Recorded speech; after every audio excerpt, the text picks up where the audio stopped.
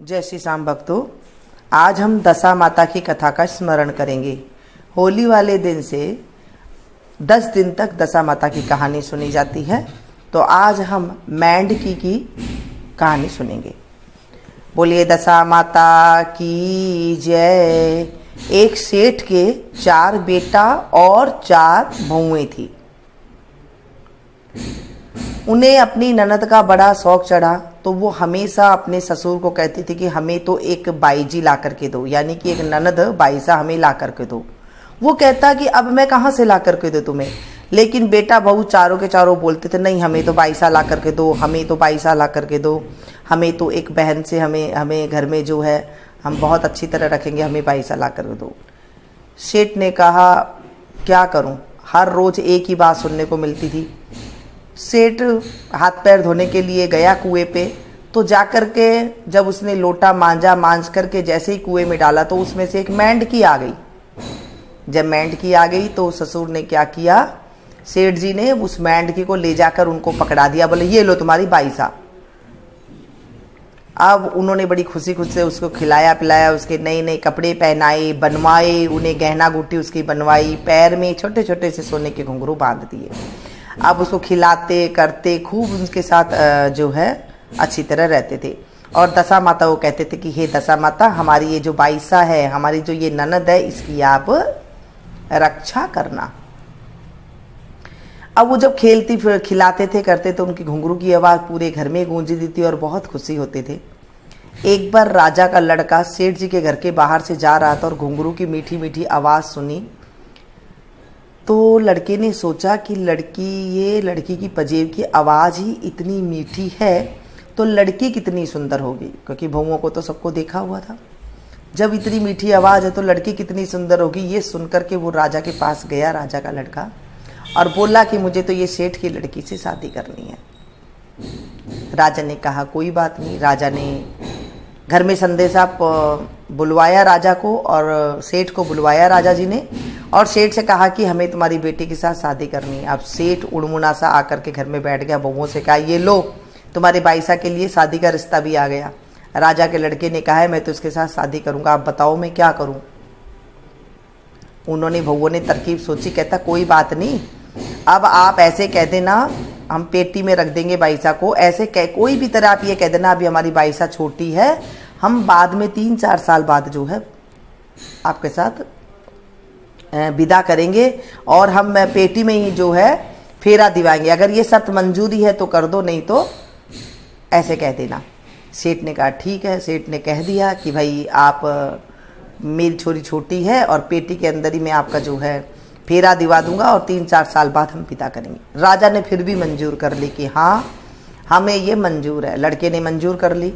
उसके बाद 2-3 साल बीत गए। जब बीत गए तो सबके जो राजा के जो दोस्त थे तो उनकी सबकी शादी हो गई और उनके घर में बहुएं आ गई। सब ने कहा अरे भाई हमारे तो बहुएं आ गई, सारा आ गया, ऐसा तेरे क्या है कि तेरे अभी तक तेरी बहू नहीं आई है और ना ही कोई बात कोई दिखाई दे रही है।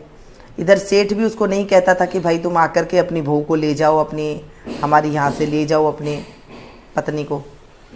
अब उनके दोस्तों ने, राजा के बेटे के दोस्तों ने उसके साथ ये कही कि तू ना कोई बीमारी बनाने का बहाना लगा, तब तो वो आएगी तेरा देखने के लिए, हालचाल पूछने के लिए।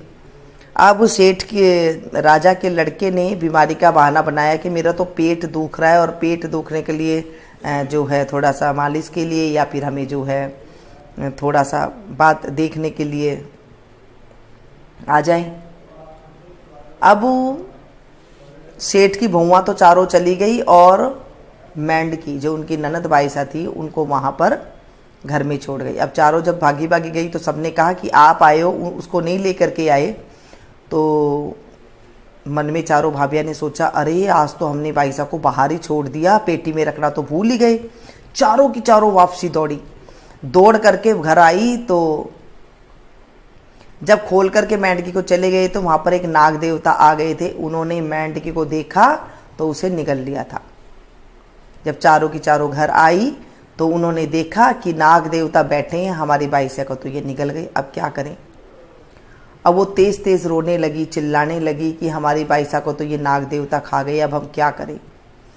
और दशा माता से प्रार्थना करने लगी, हे दशा माता, हमने तो कहा था कि आप हमारी ननद बाईसा का ध्यान रखना, आपने ये क्या कर दिया, अब हम क्या करें। दशा माता को लगा कि हाँ, इन्होंने तो मुझे सौंपा था और ये बड़ी दिल से कह रही हैं, अगर ये मेंढकी से इतना प्यार कर रही हैं, अगर ये मेंढकी से इतना प्यार कर रही है तो असल में इनकी बाईसा होंगी तो ये कितना प्यार करेगी, तो मुझे कुछ करना चाहिए। उसने नाग देवता से बोला कि हे देव, आप इसकी मेंढकी वापसी दो। नाग देवता ने मेंढकी को वापसी निकाल दिया मुंह से, और दशा माता ने मेंढकी को 16 साल की खूब सुंदर कन्या बना करके कर दिया, तैयार कर दिया। वो अपनी ननद बाईसा को इतनी सुंदर देख करके सारी भाभियाँ बड़ी खुश हुई और जाकर के उन्होंने संदेशा भिजवाया, सेठ जी ने संदेशा भिजवाया कि भाई अपनी पत्नी को तुम ले जाओ। राजा का लड़का आया और इतनी सुंदर अपनी पत्नी को देख कर करके वो बहुत खुश हुआ और ले जा करके अपनी पत्नी को ले गया और उन्होंने अपनी ननद बाईसा को इस तरह से विदा किया।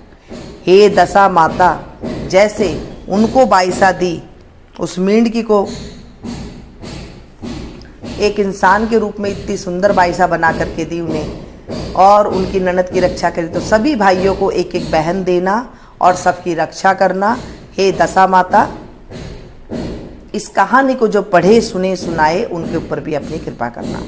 दशा माता की कहानी होली के से बाद 10 दिन तक सुनी जाती है और ये अलग अलग कहानी होती है। जैसे सूरज रोटा की कहानी भी इसके बीच में आ जाती है, बासोड़ा की कहानी भी इसके बीच में आ जाती है। तो जैसे रविवार आता है तो उसमें सूरज रोटा का उद्यापन होता है और साथ में जो है उसके बाद गणगौर का उज्जवल होता है। तो ये जो रविवार पढ़ते हैं, 1 या 2 रविवार, उसमें सूरज रोटे का उद्यापन कर लेना चाहिए। तो ये दशा माता के दिन होते हैं। इन दशा माता के दिनों में हमें कथा, कहानी और शुभता की जो है कार्य करने चाहिए। बोले दशा माता की जय। मिलती हूँ फिर से एक नई वीडियो में नई जानकारी के साथ। इसे ज़्यादा से ज़्यादा अपनों के साथ शेयर करना ताकि आप